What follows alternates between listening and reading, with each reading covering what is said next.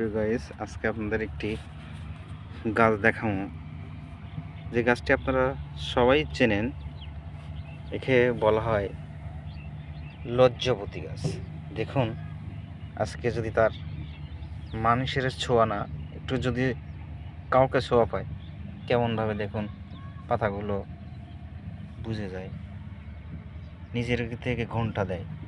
এত লজ্জা এই যে গাছের মহিমা, আসলে সৃষ্টিকর্তার মহিমা একটা অন্যরকম ফেরা। দেখুন আপনার গাছগুলো কীভাবে, কত লজ্জা তার ভিতরে লুকিয়ে থাকে। আমার মনে হয় যদি এরকম চরিত্রতা মানুষের ভিতরে থাকতো, ঠিক মানুষও কিন্তু এরকমভাবেই